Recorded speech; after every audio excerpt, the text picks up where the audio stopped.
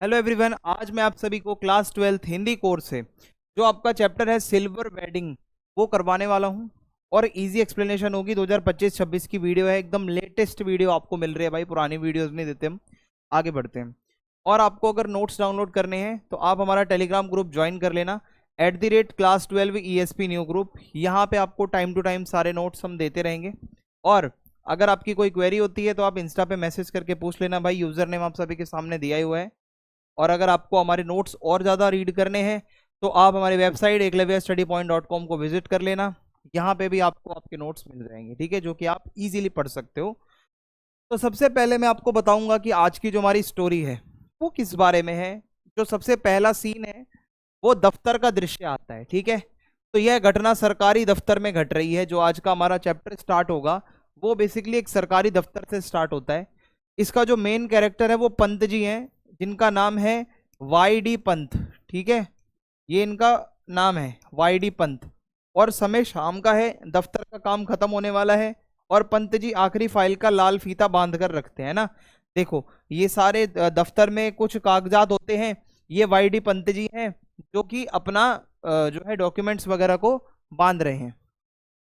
अब आगे देखो, जब पंत जी नजर उठाते हैं तो दफ्तर की पुरानी दीवार घड़ी यानी कि जो क्लॉक लगी होती है वो 5:25 दिखा रही थी, ठीक है। जो उसमें टाइम था 5:25 का टाइम था। और उनकी कलाई की जो घड़ी है जो उन्होंने हाथ में डाली हुई है वो घड़ी जो है 5:30 दिखा रही थी। तो क्यों भरोसा अपनी घड़ी पर, वो अपनी घड़ी पर क्यों भरोसा करते हैं, वो उस घड़ी पे क्यों नहीं भरोसा कर रहे जो वहां दीवार पे लगी है? क्योंकि वह रोज सुबह शाम रेडियो समाचार से अपनी घड़ी का समय मिलाते थे। वो रोज रेडियो सुनते थे, तो रेडियो सुन सुनकर जो टाइम आता था उसी से वो अपनी घड़ी का टाइम मिलाते थे। इसलिए उन्होंने माना कि दफ्तर की घड़ी थोड़ी सुस्त है, थोड़ी सी पीछे चल रही है, ठीक है।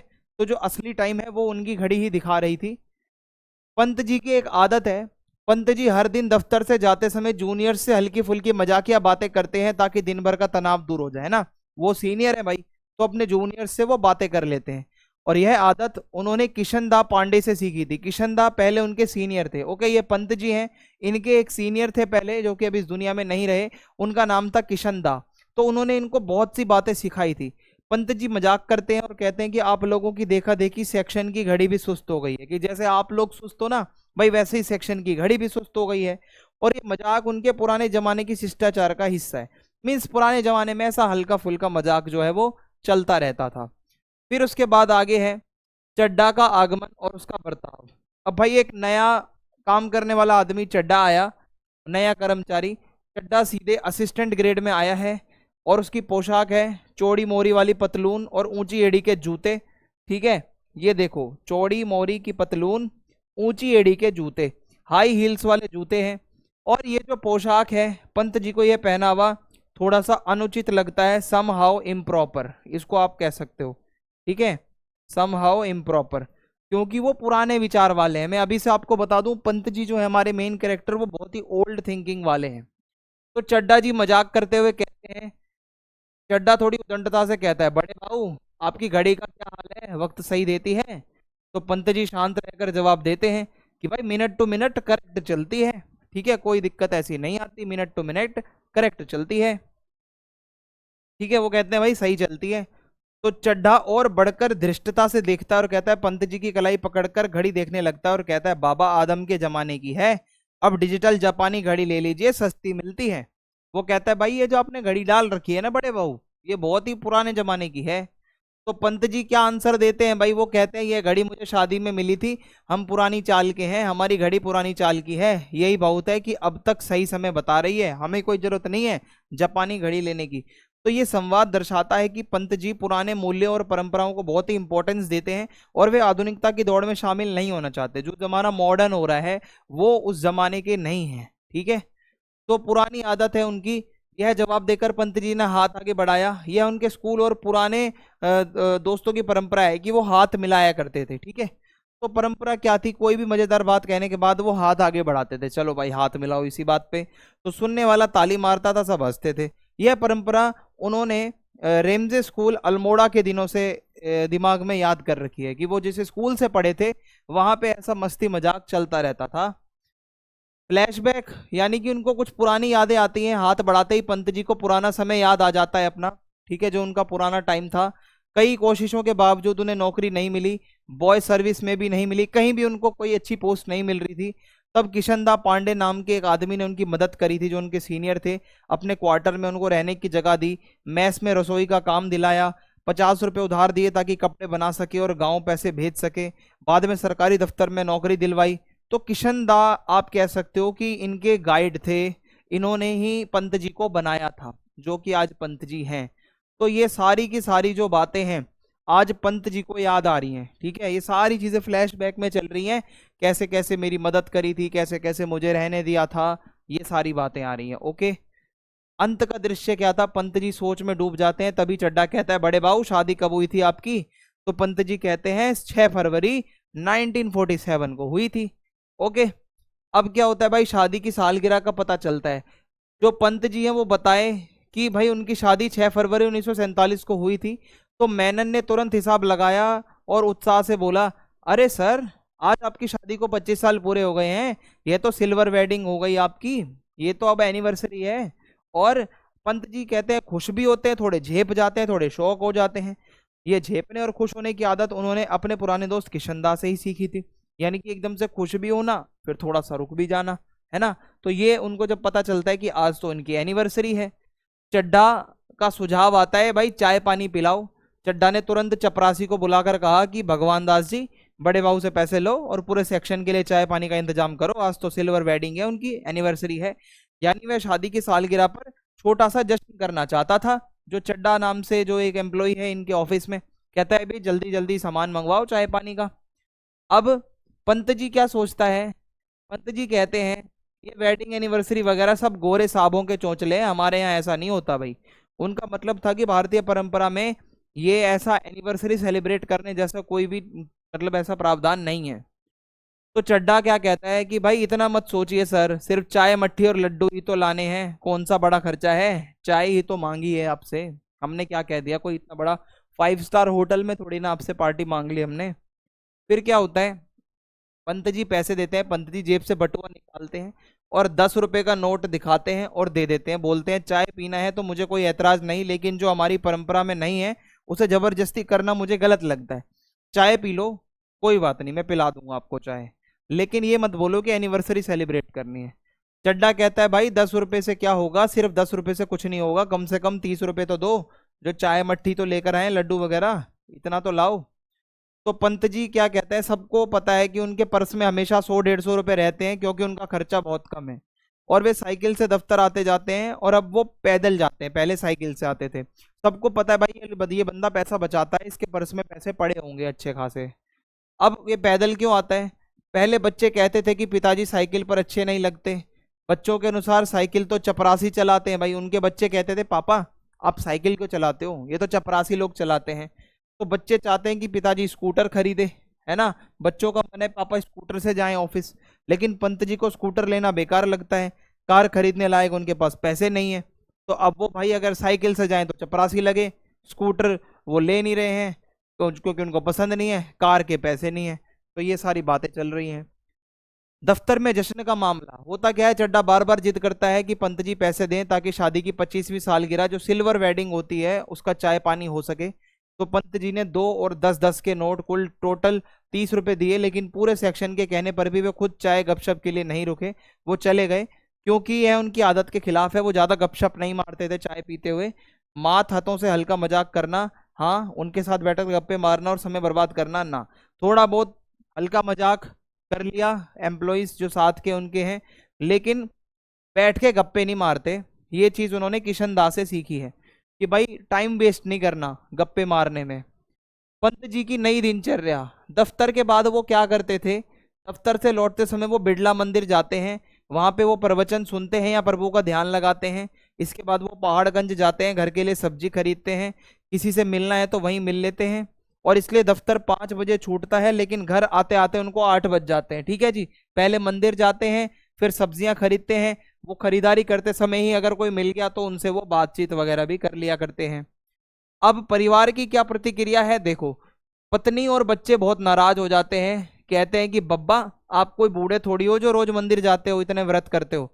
पंत जी कहते हैं कि भाई चलो इग्नोर करो, उनका मानना है कि सिद्धांत के धनी की यही पहचान है, यानी कि ज्यादा बहस मत करो किसी से, ठीक है। आप ये बात भी इन्होंने किशन दास से ही सीखी हुई है। अब एक मार्केट है गोल मार्केट, तो मंदिर जाते समय पंत जी देखते हैं कि जहां पहले किशन दा का 3 कमरों का क्वार्टर था, वहां अब 6 मंजिला इमारत बन रही है, ठीक है। जहां पे वो छोटा सा क्वार्टर हुआ करता था, वहां पे ऊंची सी एक इमारत बनने लग रही है। और पूरा गोल मार्केट का जो एरिया है वो बदल चुका है, 1 मंजिला पुराने क्वार्टर तोड़कर ऊंची इमारतें बनाई जा रही हैं। और ये जो चेंजेस हो रहे हैं, अब बड़ी बड़ी जो बिल्डिंग्स और फ्लैट्स बनाए जा रहे हैं, ये मॉडर्नाइजेशन हो रहा है, जो कि पंत जी को बिल्कुल भी पसंद नहीं है। क्यों? क्योंकि यह उनके अतीत की यादों से जुड़ा एरिया है उनका। उन्हें कई बार अच्छे क्वार्टर यानी कि D2 टाइप की नई नई कॉलोनी है, जैसे एंड्रूसगंज, लक्ष्मीबाई नगर, पंडारा रोड में चांस मिला, लेकिन उन्होंने हर बारी मना कर दिया। क्योंकि जब उनका क्वार्टर टूटने लगा तब भी वो इस क्षेत्र में बचत क्वार्टर में चले गए। उनको पुराने टाइप के घर पसंद थे, वो नई जगहों पर नहीं जाना चाहते थे। पत्नी ने बोला जब ये भी क्वार्टर टूट जाएगा तब क्या करोगे? तो पंत जी ने बोला तब की तब देखेंगे। और यह कहकर उन्होंने वैसे ही मुस्कुराया जैसे किशन दा मुस्कुरा दिया करते थे, है ना। परिवार से भी उनकी बनती नहीं है। पंत जी का पत्नी और बच्चों से हर छोटी छोटी बात पे मतभेद होता है, हर छोटी बात पे बच्चों से लड़ाई होती है। बच्चों के छोटे होने पर भी पढ़ाई में मदद करते थे, अब बच्चे भी बड़े हो गए हैं। परिवार में उन्हें आधुनिक नहीं मानता, ठीक है, परिवार उनको आधुनिक नहीं मानता क्योंकि वो पुराने विचार वाले हैं। और पंत जी को लगता है कि घर का माहौल उन्हें नहीं समझता, बच्चों को लगता है वो नहीं समझते, उनको लगता है बच्चे नहीं समझते, तो बहुत ज्यादा दिक्कत है, इसलिए वो घर थोड़ा लेट आते हैं। अब देखो, पंत जी का जो बड़ा बेटा है वो एक बड़ी विज्ञापन कंपनी में नौकरी करता है, ये देखो ये बैठा हुआ है, ये नौकरी करता है, ठीक है, 1,500 रुपये उसका वेतन है। ये उसको थोड़ा अजीब लगता है। वो कहता है हम रिटायरमेंट के पास पहुंचकर इतने पा रहे हैं और इसे शुरुआत में इतना मिल रहा है, जरूर कुछ गड़बड़ है। वो कहता है कि ये थोड़ा सा अजीब है भाई मामला। दूसरा बेटा आईएएस की तैयारी कर रहा है, आईएएस बनने की, ठीक है, यूपीएससी की प्रिपरेशन कर रहा है जो दूसरा बेटा है। पंत जी का जो, अगर मैं आपको बताऊं, दूसरा बेटा है, पंत जी को समझ नहीं आता कि उसने पिछले साल अलाइड सर्विसेज का ऑफर क्यों ठुकराया, यानी कि उनके बच्चों से उनकी खटपट खटपट चली रही है। तीसरा बेटा स्कॉलरशिप लेकर अमेरिका चला गया है, स्कॉलरशिप से पढ़ने चला गया यूएसए यानी कि अमेरिका। तो ये चल रहा है मामला पूरा पंत जी के परिवार का कि उनके बच्चे क्या करते हैं। एक उनकी बेटी भी है भाई, बहुत ही ज्यादा मॉडर्न है, तो कई अच्छे रिश्ते वो ठुकरा चुकी है और खुद भी कह रही है कि मैं अमेरिका जाकर ऊंची डॉक्टरी की पढ़ाई करना चाहती हूँ, I want be a doctor, तो मैं शादी नहीं करूंगी। रिश्ते ये बहुत ठुकरा चुकी है, ठीक है। पंत जी की खुशी और कसक, तो उन्हें बच्चों की सफलता से खुशी है कि उसके बच्चे सेट हो रहे हैं, लेकिन समहाउ यह खुशी अधूरी लगती है क्योंकि बच्चों में अपनों के लिए अपनापन कम हो गया है। बच्चे मॉडर्न तो हो गए हैं, बच्चे पढ़े लिख तो गए हैं, पर उनको परिवार और वो फैमिली वाले संस्कार अभी भी नहीं है। गरीब रिश्तेदारों की उपेक्षा पंत जी को बहुत अखरती है कि गरीबों के बारे में वो ऐसा रिश्तेदारों के बारे में गलत गलत बोलते हैं। तो वो कहते हैं भाई जनरेशन गैप तो होता ही है ना, खुद को दिलासा देते हैं कि भाई अब मेरे बराबर वो कैसे सोचेंगे, वो ठहरे यंग, मैं ठहरा बूढ़ा, होने वाला हूँ लगभग मिडिल एज। भाई पत्नी का भी रवैया बदल गया, पत्नी पहले परंपरागत थी, ट्रेडिशनल कपड़े वगैरह पहनती थी, ट्रेडिशनल थी, ठीक है, ट्रेडिशनल थी, लेकिन अब नहीं है। बच्चों के साथ साथ रहकर अब वो भी आधुनिक हो गई है, जो पंत जी की पत्नी है। और उसे पुराने दिनों की शिकायत भी है। शादी के बाद घर में क्या है, जॉइंट फैमिली थी, बहुआ, ठीक है, बहुओं में झगड़े होते थे पर ताऊ जी के डर से कोई नहीं बोलता था। पत्नी को लगता है कि पति ने कभी उसका साथ दिया ही नहीं है, तो वो कहती है कि भाई मैं तो बच्चों के साथ रहूंगी, आपकी क्यों सपोर्ट करूं। पत्नी बच्चों से कहती है तुम्हारे पिता ने मुझे ऐसे नियमों में रखा है जैसे मैं जवान नहीं बुढ़िया थी। अब पत्नी भी साफ कह रही है कि भाई मैं वही परंपरा मानूंगी जो मेरे लिए सुविधाजनक हो, बाकी सब ढोंग है, मैं ज्यादा परंपराओं में नहीं रह सकती क्योंकि मैं जवान थी, बूढ़ी नहीं। तो पंत जी कहते हैं कि पत्नी के इन विचारों पर पंत जी मजाक करते हैं, बुढ़िया, शनायल, चटाई का लहंगा, लेकिन अंदर ही अंदर वे समझते हैं कि तमाशा खुद उनके साथ हो रहा है। शनेल, चटाई का लहंगा, पता नहीं क्या क्या बोल रहे हैं, ये सब पहनेगी अब तू, ठीक है, मजाक बना रहे हैं उनका। फिर उनको किशन दा की याद आती है। पंत जी उस जगह खड़े होते हैं जहां कभी किशन दा का क्वार्टर था, अब वहां 6 मंजिला इमारत बन रही है, जैसा मैंने आपको बताया। पंत जी सोचते हैं क्या मैं भी किशन दा की तरह अविवाहित रहकर जीवन समाज को समर्पित करता तो बेहतर नहीं रहता, मैं भी शादी ना करता और समाज के लिए कुछ योगदान देता तो बढ़िया रहता यार, टेंशन ही नहीं थी कोई। फिर उन्हें याद आता है कि किशन दा का बुढ़ापा थोड़ा सुखी नहीं था यार, रिटायरमेंट के बाद उसे अपना क्वार्टर खाली करना पड़ा, इतने उपकृत लोगों में से किसी ने उसे अपने घर बुलाया ही नहीं, वे किराए के घर में रहे, फिर गांव गए और 1 साल में अकेलेपन से मर गए। तो पंत जी को समझ आ गया भाई परिवार होना बहुत जरूरी है, अकेले लाइफ नहीं कटती। Family is very important. ठीक है, कितना भी क्या पैसा कमा लो पर सुकून फैमिली से ही मिलता है। बच्चों की आज़ादी और पंत जी का धैर्य। तो बच्चे अपनी मर्जी कर रहे हैं और पंत जी जानते हैं कि बुढ़ापे में वे सुख नहीं दे पाएंगे, फिर भी उन्हें विश्वास है जब जिम्मेदारी आएगी तो बच्चे सुधर जाएंगे। पंत जी को पहले थोड़ा दुख होता है अपने बच्चों को देखकर, फिर उन्हें लगता है कि चलो यार सुधर जाएंगे। तो ये विश्वास उनको किशन दास से ही मिला है। मकान ना लेने का पछतावा या जिद। तो बच्चों को लगता है कि पंत जी ने डीडीए फ्लैट ना लेकर बड़ी गलती की है, क्योंकि डीडीए फ्लैट्स तो बहुत बड़े बड़े अच्छे होते हैं। तो बच्चे कहते हैं पापा आपने बहुत बड़ी गलती कर दी। पंत जी कहते हैं देखो, मकान बनाने वाले मूर्ख होते हैं, सयाने उनमें रहते हैं। जब तक नौकरी है सरकारी क्वार्टर है, बाद में पुश्तैनी घर। यह भी किशन दा का ही विचार है। ठीक है, इसलिए वो फ्लैट वगैरह नहीं लेते, को पता है नौकरी के बाद भगा देंगे वहां से। किशन दा की छवि और आदतें। तो यशोधर बाबू पंत जी को मनी मन किशन दा की जो तस्वीर बसी है वह सुबह की सैर के समय की है। वो किशन दा कुर्ता पजामा पहना करते थे, ऊपर ऊनी वो गाउन डाला करते थे, एक सर पर गोल विलायती टोपी होती थी उनकी, और पैरों में देशी खड़ाऊ होती थी जो कि आप देख सकते हो, और हाथ में छड़ी होती थी कुत्तों को भगाने के लिए। तो ये किशन दा थे जो उनके सीनियर थे, तो वो कुछ अपने को इन्हीं की तरह ही बनाना चाहते थे। तो किशन दा का प्रभाव था उनके ऊपर। जब तक किशन दा दिल्ली में थे यशोधर बाबू उनके सबसे वफादार शिष्य और सक्रिय साथी थे, जूनियर थे। तो किशन दा के जाने के बाद भी पंत जी ने उनकी परंपराओं को निभाने की कोशिश करी भाई, जैसे घर में होली गवाना, जनियों पुनियों पर कुमाऊनी ब्राह्मणों को बुलाना, उनको भोज देना, ठीक है, ब्राह्मणों को रामलीला की रिहर्सल के लिए वो कमरा देना, अगर रामलीला वाले करना चाहते हैं रिहर्सल। लेकिन पत्नी और बच्चों को ये खर्चा और शोर शराबा पसंद नहीं था। अब समाज में भी इन परंपराओं के लिए उत्साह कम हो गया है रामायण वगैरह को लेकर। ठीक है, बच्चे हो गए हैं ज्यादा मॉडर्न, तो उनको अच्छा नहीं लगता कि पापा क्या कर रहे हैं। तो सम्मान की चाहत थी यशोधर बाबू, यानी कि पंत जी चाहते थे समाज में उन्हें सम्मान मिले, उनको बुजुर्ग वाला सम्मान मिले। वे चाहते हैं कि बच्चे उनसे सलाह लें हर बात पे, जैसे कि वो किशन दास से लिया करते थे। तो बच्चे कहते हैं बब्बा आप तो हद करते हो, जो बात आप जानते ही नहीं आपसे क्या सलाह लें हम। तो यशोधर बाबू कहते हैं ग्रांटेड तुम्हारी नॉलेज ज्यादा होगी लेकिन अनुभव का कोई विकल्प नहीं है। बाबू नॉलेज में जरूर तुम आगे हो पर अनुभव तो है ना हमारे पास, कुछ तो सलाह ले लो। अब क्या है, यशोधर बाबू अहमदाबाद जाना चाहते हैं जीजा जनार्दन जोशी का हालचाल लेने, पर पत्नी और बच्चे कहते हैं यह सब खर्च बेकार है मत जाओ।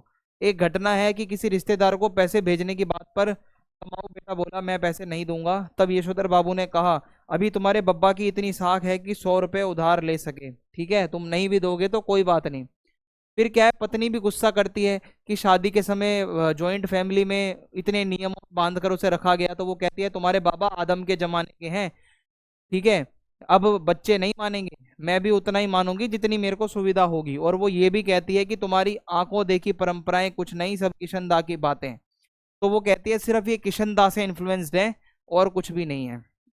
पुश्तैनी घर और भविष्य की चिंता। बच्चों का तर्क है देखो गांव का घर टूट चुका है, वहां रहने का सवाल ही नहीं है। और पत्नी पूछती है अगर कोई बेटा सरकारी नौकरी में नहीं आया तो।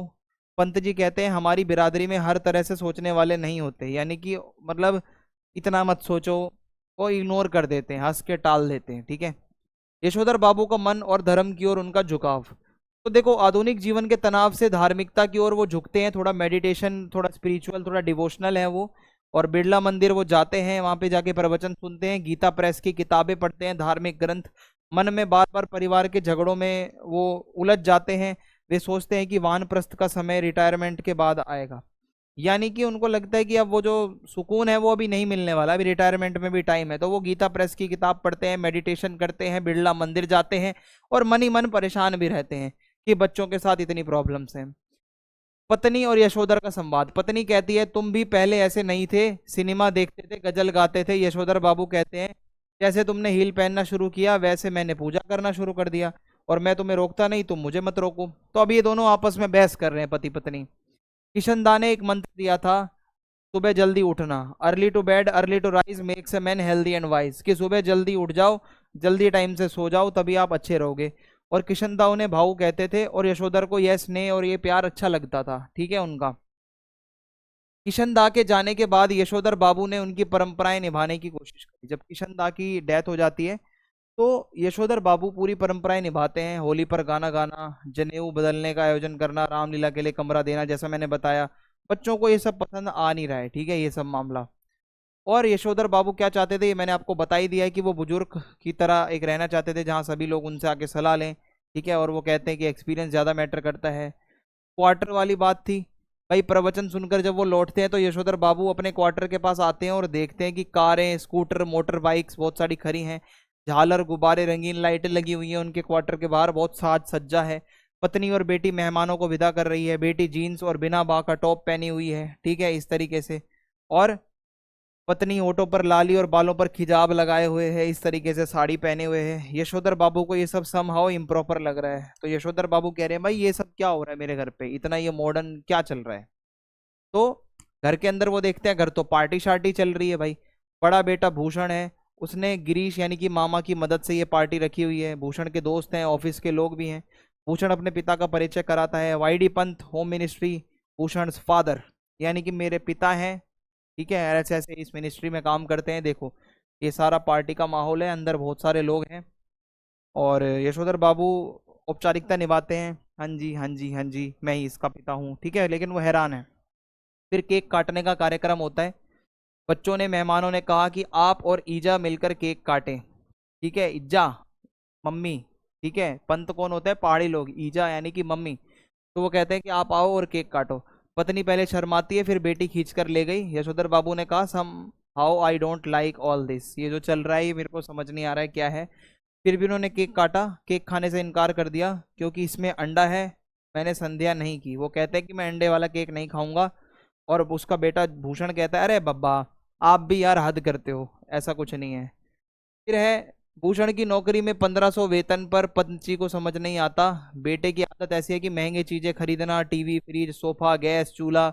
कहता है मेरा टीवी है कोई ना छुए। तो पंत जी को ये सब इम्प्रॉपर लगता है, लेकिन अंदर ही अंदर खुशी भी होती है कि अब लोग उन्हें बड़ा आदमी मानते हैं। उनका बेटा पैसा खर्च करता है, ठीक है, वो सामान खरीदता है जो पंत जी नहीं खरीदते थे। तो पत्नी बच्चों का पक्ष लेती रहती है। बच्चे चाहते हैं कि पिताजी नौकर रख लें। पंत जी कहते हैं काम अपने हाथ से अच्छा होता है, कोई नौकर चाकर रखने की जरूरत नहीं है। वे चाहते हैं कि बेटा वेतन उनके साथ साझा करे और मतलब सैलरी सबको बांटे, आके वो परिवार चलाए पूरा। बेटा कहता है ये मेरे पैसे हैं आपके नहीं है, मैं परिवार क्यों चलाऊं पापा, मैं तो नहीं दूंगा 1 रुपया भी। तो यशोधर बाबू का मन और किशन दा की यादें। पार्टी के बाद जब यशोधर बाबू पूजा कर रहे थे तो वो मनी मन किशन दा से सलाह लेने की कल्पना कर रहे थे कि किशन दा होते तो वो क्या कहते।